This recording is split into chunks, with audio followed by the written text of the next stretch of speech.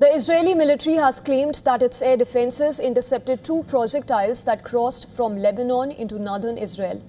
This came hours after President Donald Trump said that Israel and Hezbollah have agreed to stop fighting, while adding that Iran talks were moving rapidly after seeming to falter over Israel's Lebanon offensive.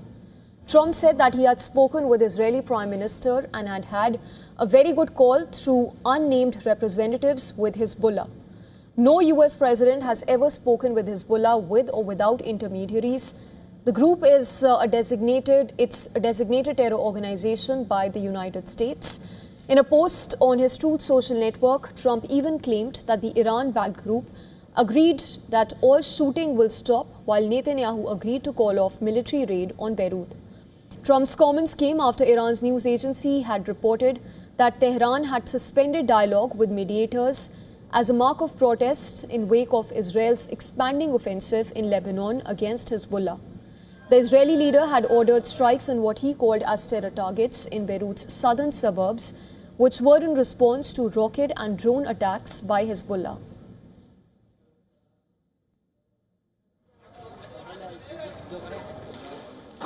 Well, the visuals that you see on your screens right now shows the immediate aftermath of an Israeli strike near a hospital in Tyre.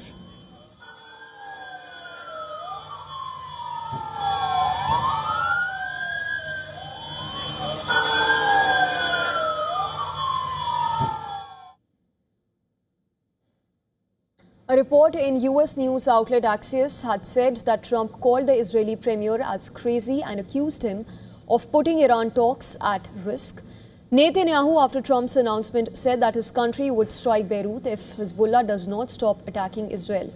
Trump doubled down after Netanyahu's statement, saying in a further Truth Social post that the Israeli leader had turned his troops around from a planned major raid on Beirut.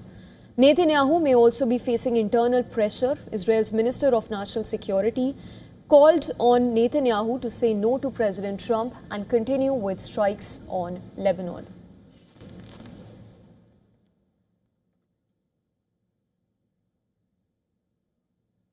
We earlier spoke with West Asia expert Trita Parsi on the West Asia conflict, who said that the situation with respect to Iran's nuclear program, Hormuz Strait blockade, as well as situation in Lebanon, remain the key sticking points in the US-Iran negotiations.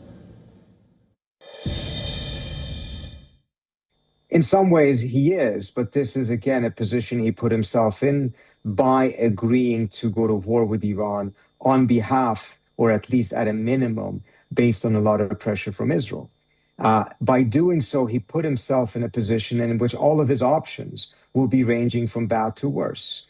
Had he not started this war, he would not have been put in this compromised position as he is right now. But at the end of the day, Trump is the president of the United States. He has to make a decision that is based on the U.S.'s best interest.